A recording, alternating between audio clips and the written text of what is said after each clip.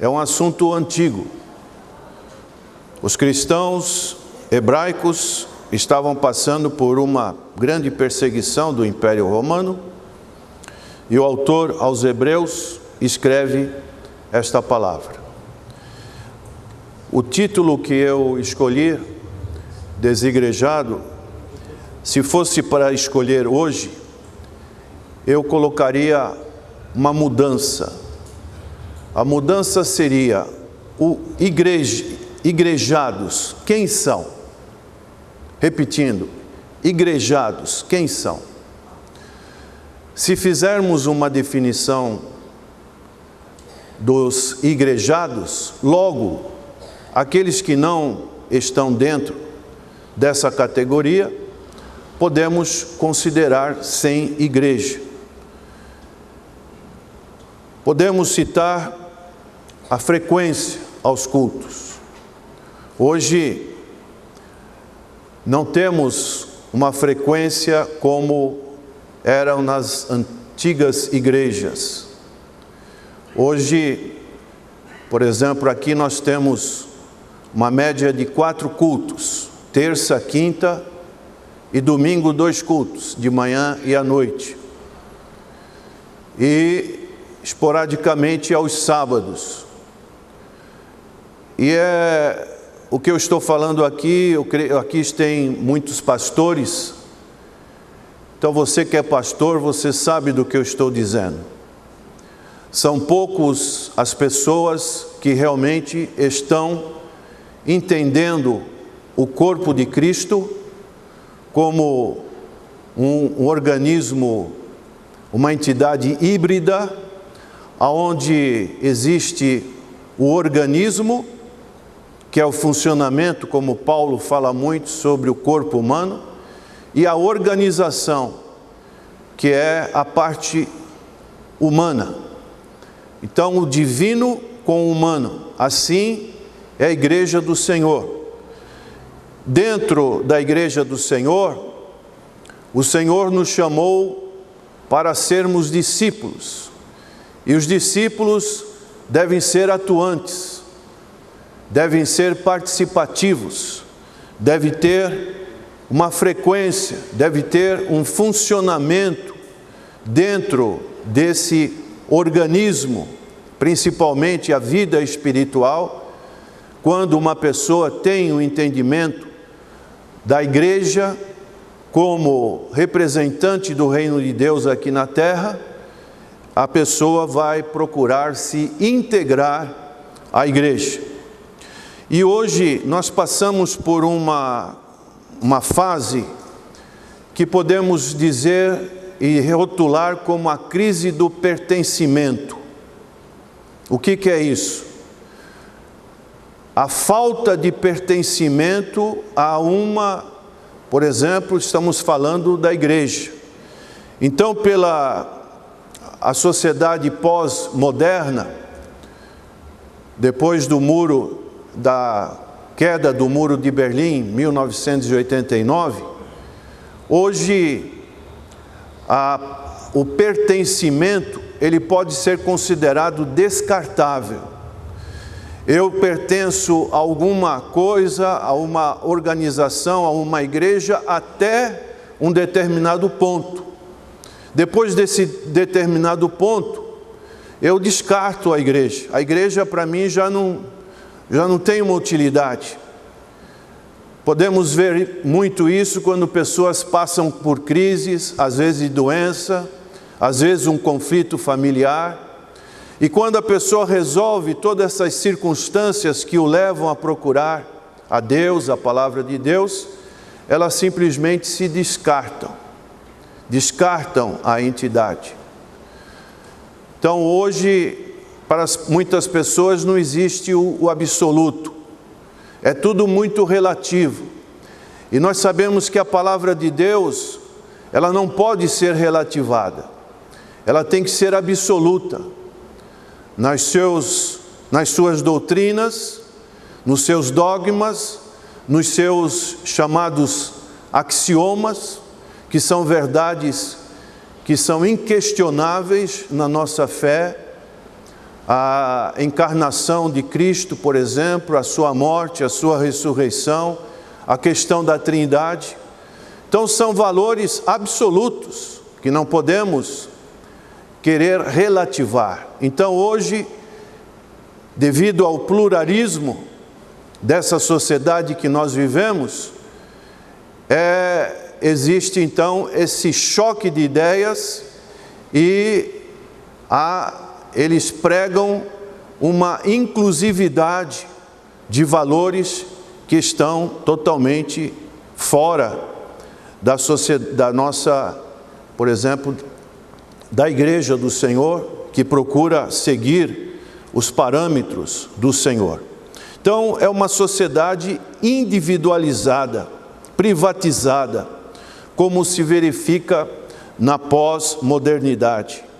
Então, a pós-modernidade sugere um indivíduo absolutamente autônomo, privado, confinado a um mundo próprio e incapaz de adequar-se a qualquer padrão, além daquele que ele já se rotulou, já modulou. Então, essa é uma característica que nós temos que enfrentar como Igreja do Senhor. Temos que defender este corpo de Cristo que é a Igreja do Senhor. Para tanto, nós vemos a proposta de Deus à comunidade da fé.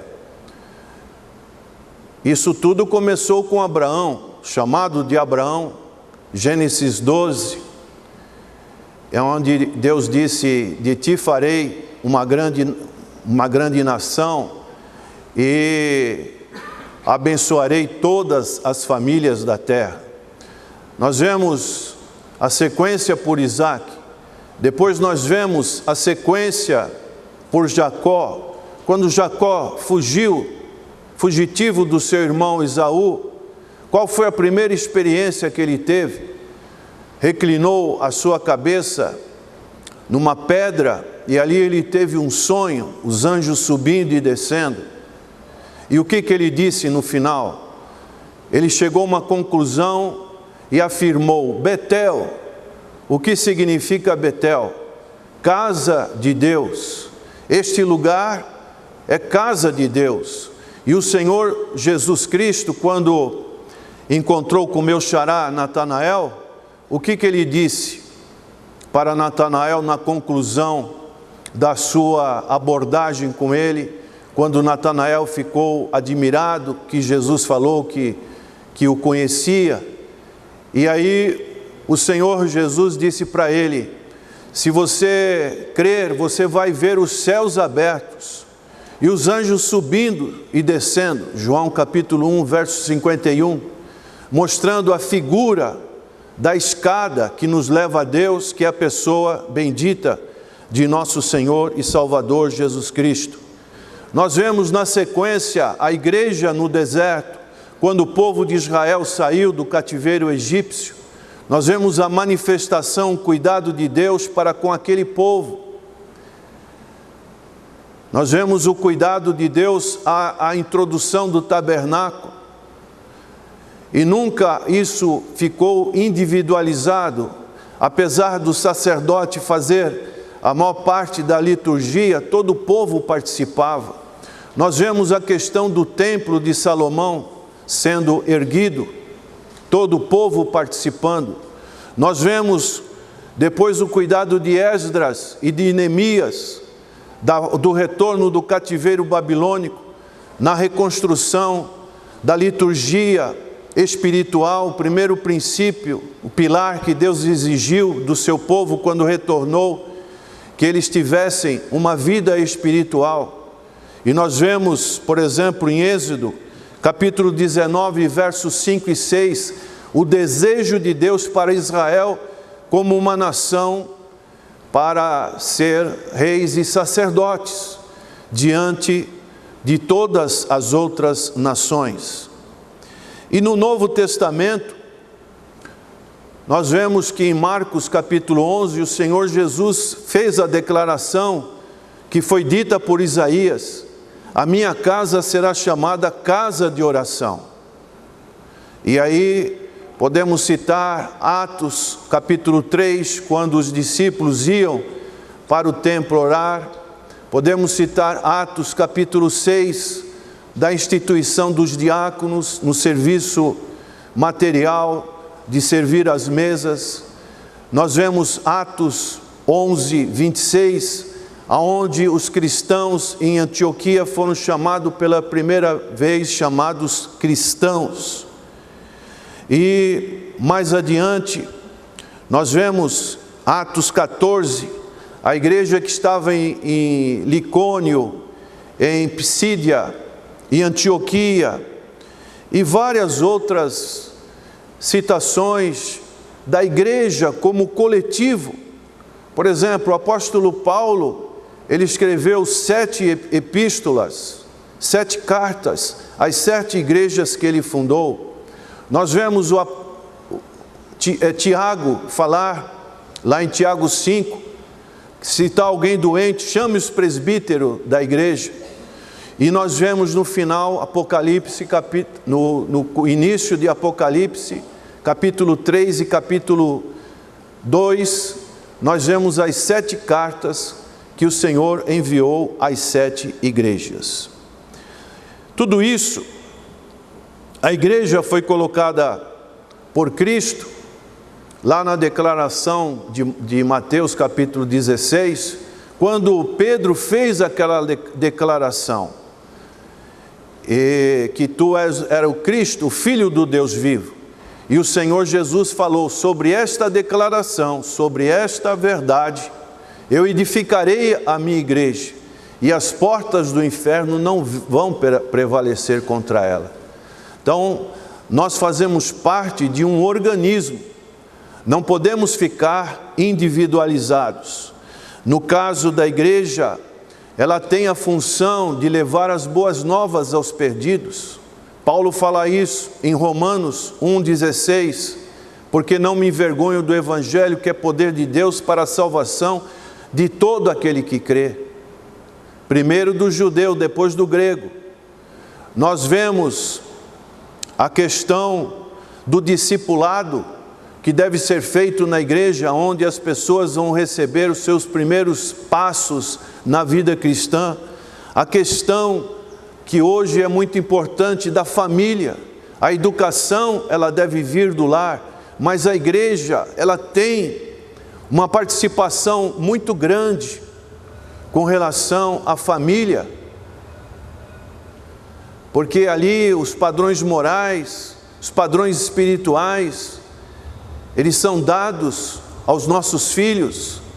Nós temos que ter a responsabilidade de trazê-los logo na tenra idade, porque vai chegar um momento que talvez o mundo vai exercer tanta pressão sobre eles, que eles não vão ter mais prazer de estar na casa do Senhor. Adolescentes e jovens que vão se criando na igreja e não passam pela corrupção deste mundo, por tantas coisas que ocorrem hoje, como por exemplo a ideologia de gênero, a questão de drogas, a questão de suicídio. Nós podemos ver uma sociedade, jovens que são preservados pelo ambiente da igreja. Estamos muito felizes porque no próximo domingo 2 jovens vão se casar. Ele começou conosco quando era menininho. Tenho foto dele quando era um garotinho, nas classes infantis. Então, tudo isso, a igreja, ela tem este propósito. A vida cristã, como é importante, no mundo de tantas aflições, nós podemos compartilhar da nossa fé com outras pessoas, a comunhão. Salmo 133, podemos ter comunhão uns com os outros. A questão do crescimento espiritual, ele não pode ser individualizado. 2 Pedro 3,18 fala: antes crescei na graça e no conhecimento do Senhor Jesus Cristo. Agora, antigamente, eu creio que dos presentes aqui, não que isso eu vou dizer como vanglória, não é vanglória, mas talvez eu que tenha mais experiência aqui de vocês, pela minha idade e porque eu passei já pela vida cristã. Antigamente, só existia duas modalidades de igreja. Existia a igreja pentecostal, que era a Assembleia de Deus, e as igrejas tradicionais. Esses movimentos de igrejas, eles vieram mais ou menos na década final de 70, 80. Uma das coisas que favoreceu muito a formação de novas igrejas foi a música. A música antigamente era só música da harpa, do cantor cristão, músicas congregacionais. Quando chegaram os chamados Vencedores por Cristo, em 1968, com o pastor americano Jaime Kemp, esse conjunto que tem mais de 50 anos, não vou dizer que eles foram causadores, mas começou um movimento mais de jovens na igreja, devido à questão... Obrigado, irmão.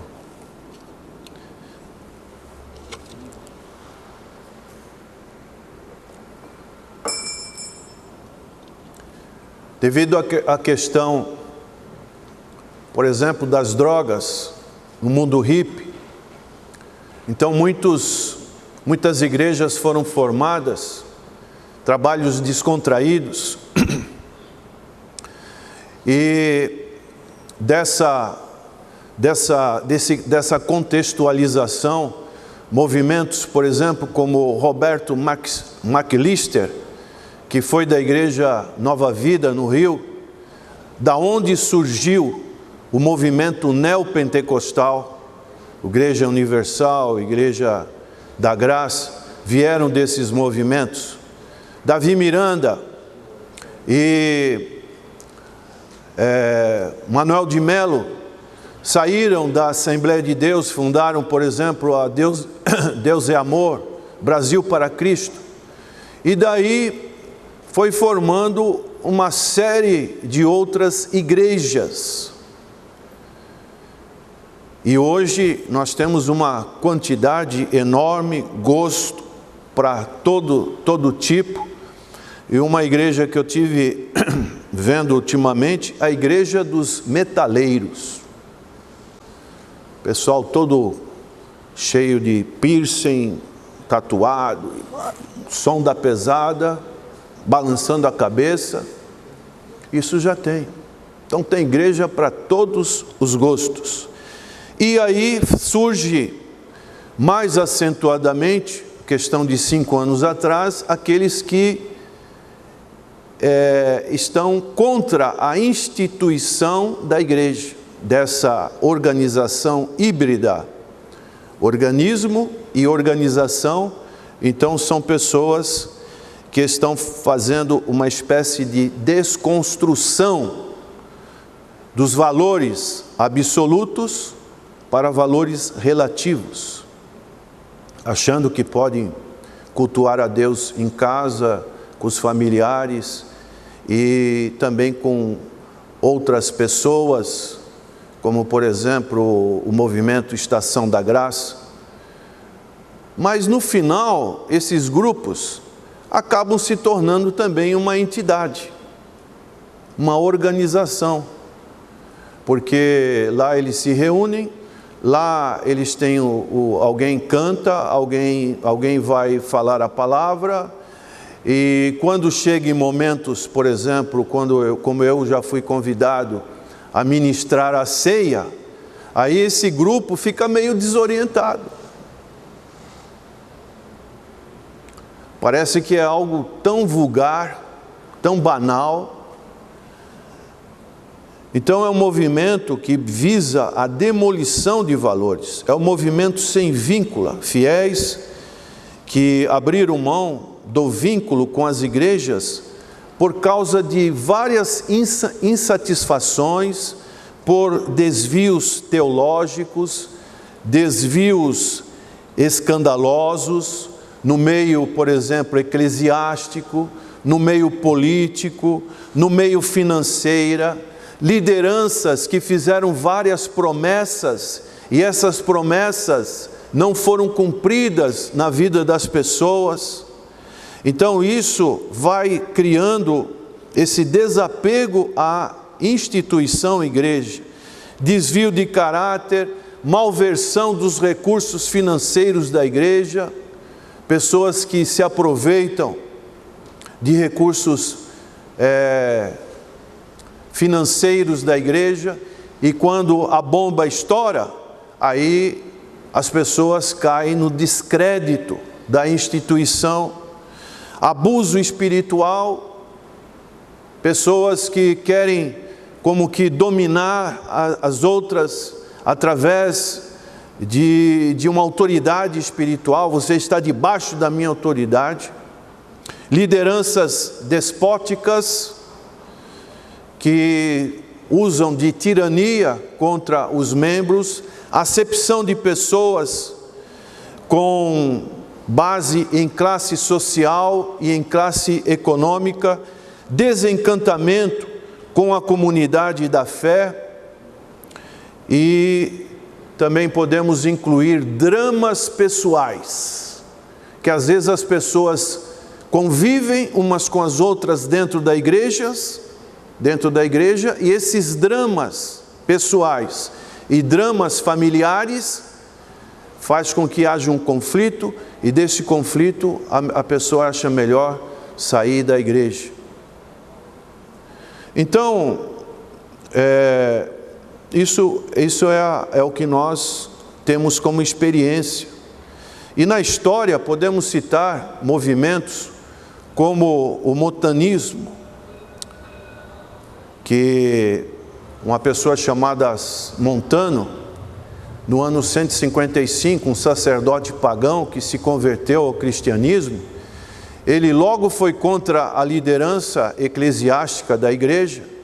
Ele questionava os escritos bíblicos, especialmente do Novo Testamento, e ele achava que ele era um instrumento do Espírito Santo para falar novamente através de profecias. Ele gostava de uma espécie de misticismo, então ele criou o seu próprio movimento. Nós podemos citar também os chamados pais do deserto, o monasticismo, que se recolheram, principalmente num período romano, quando Constantino Pseudo se converteu. Então aqueles valores começou a adentrar dentro da igreja, então eles quiseram se retirar deste convívio, e ali no deserto eles achavam que eles poderiam estar livre de corrupção moral e terem uma vida mais mística com Deus. Então hoje nós vemos que pessoas estão defendendo argumentos que eles defendem, são o complexo do edifício. Hoje, para você adorar a Deus, você não precisa vir na casa do Senhor. Nós sabemos disso, que nós somos templo do Espírito Santo. Nós vemos no livro de Isaías 66, que Deus não habita em templos feitos por mãos humanas. Nós vemos Estevão falar também sobre isso. Mas é muito importante estarmos juntos, estarmos compartilhando da mesma fé. Então hoje a questão do templo é menosprezada. Eles falam que isso está ligado ao judaísmo, aos templos gregos, ao chamado Panteão de Roma. Então eles procuram se defender que você não precisa estar no templo. São contra a tríade templo, sacerdote, sacrifício. E com o Senhor Jesus Cristo desfez todos esses antigos paradigmas, então você não precisa mais disso. São contra a liderança do pastor, fazem que isso provocou uma divisão entre leigos e cleros. Isso vem formando uma espécie de pirâmide, a base aonde estão os crentes e uma pirâmide aonde está o pastor. E aí procuram citar uma divisão entre leigos e cleros. E isso é uma proposta que vem desde lá das chamadas doutrinas dos chamados nicolaítas. Apocalipse 2:6 da igreja de Éfeso, Apocalipse 2:15 da igreja de Pérgamo. Pessoas que queriam mandar na igreja, não aceitavam, queriam estar na liderança, então achavam que não precisa do pastor.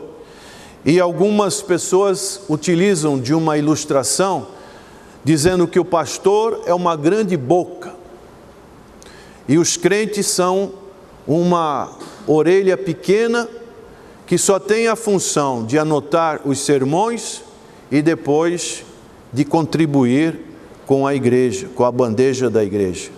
Então são esse tipo de argumentos que nós encontramos por aí, muitas pessoas pregando esse tipo de ensinamento. São antidizimistas, são pessoas, por exemplo, que no sermão consideram o sermão como a vaca ou o bezerro sagrado do protestantismo. Então acham que o sermão, por exemplo, no Antigo Testamento eram os sacerdotes, eram os profetas, e eles recebiam da parte de Deus, não tinha nada sistematizado como os pastores fazem, e utilizavam-se, os pastores, a acusação, os pastores se utilizam da retórica, por exemplo, grega, romana, da eloquência, também desses movimentos, para estar pregando, estar entregando a mensagem, e tudo isso é atacado por essas pessoas. Então, dizem também, por exemplo, onde estiverem 2 ou 3 dos meus pequeninos reunidos, ali eu estou no meio deles. Agora, algumas teses que eu gostaria, caminhando para o final, que eu gostaria de deixar para a reflexão de todos vocês que estão aqui e que devem se interessar sim pela Igreja do Senhor. Quando nós lemos as epístolas do apóstolo Paulo, nós vemos quanto amor ele tinha pelas igrejas. Por exemplo, estudamos quase um ano a epístola aos Efésios, e nós vemos como ele ficou encantado com o mistério que foi revelado pelo Senhor Jesus Cristo, fazendo algo que eu considero mais difícil dentro da Igreja de Cristo, que foi estar os judeus com os gentios. Não havia mais muro de separação. O mistério de Cristo, a Igreja de Cristo, conseguiu fazer isso. E algumas teses que eu gostaria para a nossa reflexão seria, por exemplo, João capítulo 17, na oração sacerdotal, fala que nós devemos ser um, como o Pai é um conosco, ou um em nós. A igreja, para os líderes, tem um grande nó. Esse grande nó, quem é pastor sabe. Qual é este grande nó? O nó é a unidade. Você fazer uma unidade numa igreja é algo extremamente dificílimo. O individualismo é a negação da fé cristã. Não é possível uma pessoa achar que é cristã vivendo individualmente. A igreja é coletiva. A igreja é a retomada da unidade humana. Quando nós estamos, como eu já citei, o Salmo 133, ó quão bom e quão suave é que os irmãos vivam em união. É uma unidade, ninguém é mais do que ninguém. A igreja, como eu já disse, é um híbrido, tanto instituição humana como divina. Agora, devemos tomar alguns cuidados, principalmente os líderes, evitar pregações humanistas, centralizada no eu, perguntarem se gostaram da mensagem, se acharam boa a mensagem. Isso não é coisa boa de se fazer. Shows. Outra coisa, devemos ter apreço pela palavra. Muitos líderes colocam uma determinada visão, aquela visão que Deus deu para ele, pseudamente Deus deu para ele, é mais importante a visão do que as Escrituras, do que o Evangelho. Devemos tomar cuidado com fã-clube. Isso desagrega uma igreja. Eu gosto mais do pastor A. Se o pastor A não está, eu nem vou. Isso não é algo salutar para a vida de uma igreja.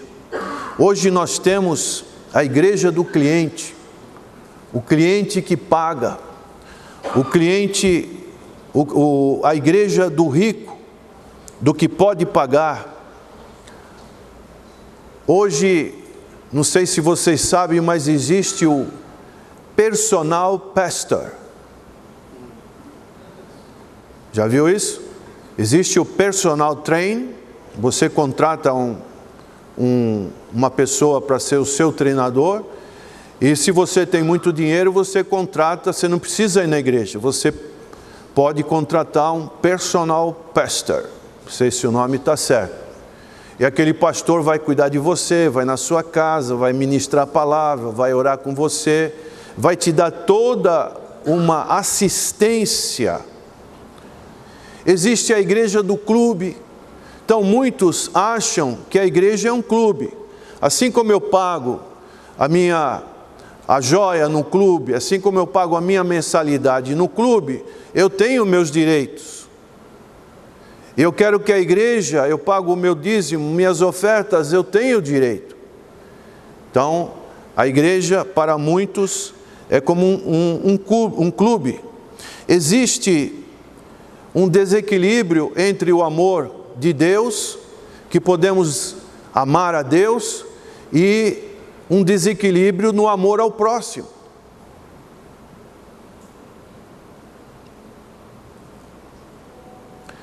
Parte da oportunidade e da honra de ser membro de uma igreja é ensinar nossa família a amar a igreja. Devemos fazer tudo para que a nossa família ame a igreja. Nunca contar para os nossos filhos, especialmente pequenos, algumas situações que menosprezem a igreja, que falem, por exemplo, de mau testemunho, de situações que podem ocorrer na igreja do Senhor. Precisamos ter esse cuidado.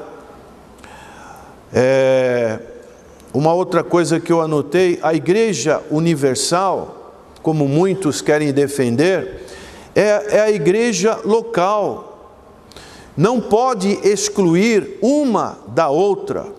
A maioria dos livros do Novo Testamento foi escrita sobre as igrejas locais e para as igrejas locais. Então, Paulo fundou a igreja em Cencreia, em Antioquia, em Filipos, na Galácia, em Colossos. Ele não fundou pessoas, as pessoas faziam parte dessa estrutura. Existem muitos livros que falam de como uma pessoa pode ser um bom pastor, mas existem poucos livros que falam de como uma pessoa deve ser um bom membro. A igreja é a única noiva de Cristo. A igreja é o único plano de Deus para alcançar o mundo. E a igreja é a única organização que durará para sempre.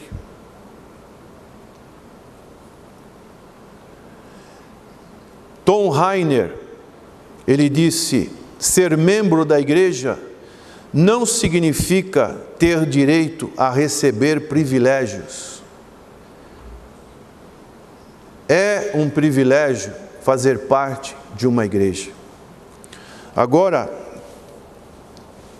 eu pedi para os membros da igreja que dessem uma definição sobre a igreja. E teve algumas pessoas que aceitaram o desafio. E eu quero ver se vocês conseguem ouvir o que eu achei aqui de uma irmã que deu, graças a Deus, e ela deu um testemunho do que ela pensa em ser igreja. Vamos pôr aqui no microfone. O igrejado é o fiel que sabe e se esforça para trabalhar na casa do Senhor, com gratidão pelo grande e imerecido amor que Jesus demonstrou na cruz do Calvário. O igrejado tem comunhão com Jesus todos os dias e, através da oração e meditação na Palavra de Deus, se apaixona pelo seu Salvador. E porque somos salvos, praticamos boas obras. Através da fé em Cristo Jesus, devemos interceder, contribuir com os nossos dízimos e ofertas, visitar enfermos e socorrer os irmãos em suas necessidades. O igrejado sabe que não pertence a este mundo, que é peregrino na terra. Portanto, busca em primeiro lugar as coisas do alto e a sua justiça. O igrejado deve viver como as 5 virgens prudentes, com azeite de reserva, com alegria no espírito transbordante. E quando o Senhor da Seara voltar, sejamos encontrados irrepreensíveis. Nós precisamos de um líder espiritual, um pastor que oriente e cubra a igreja de oração. Amém. Amém. Pai, Senhor, irmã Maria. Então, aqui nós vemos uma boa definição sobre essa questão que estamos abordando nessa noite. Pessoas que querem o noivo, mas não querem a noiva, que é a igreja do Senhor. E nós sabemos uma frase muito dita nos casamentos: o que Deus ajuntou, não separe o homem. E teve nos YouTube que eu estive assistindo, me chamou a atenção um internauta chamado Douglas Pacheco. Ele fez o seguinte comentário: o que você diria de uma pessoa que diz que gosta muito de você, mas não suporta sua esposa? O que você diria? Gosta de você, mas a sua esposa não. Quem não tem parte com a noiva, quem é a noiva? É o corpo do Senhor Jesus, que foi comprado com o precioso sangue, lá na cruz do Calvário. Então, se gosta só da noiva, mas não gosta da noiva, como será no arrebatamento? Como será nas chamadas bodas do Cordeiro? Mateus capítulo 22. Então são reflexões, e que Deus derrame do seu amor pela igreja do Senhor. Esse amor não é só pastor, os líderes, mas esse amor deve ser compartilhado por todos, aqueles que tiveram um encontro verdadeiro com Cristo, gostam de estar no lugar que estão e devem zelar como Jesus zelou pela casa, pelo templo, quando ele teve a possibilidade de estar sempre ali no templo em Jerusalém. Quero sugerir, se você quiser se aprofundar mais, esse livro aqui, que foi escrito por um pastor do Rio de Janeiro, Idauro Campos, Desigrejados, e também esse livro parece que tem na nossa livraria, Eu Sou Membro de Igreja, um livro muito apropriado, escrito por Don S. Rainer. Eu citei aqui uma citação dele. Ser membro da igreja não significa ter direito a receber privilégios. É um privilégio. Abaixe sua cabeça e eu espero que nessa noite teu amor pela igreja possa estar maior. Senhor,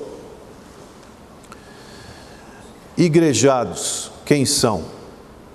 Possamos refletir se nós fazemos parte integralmente, não superficialmente, da tua igreja, como corpo vivo, noiva de Cristo aqui na terra.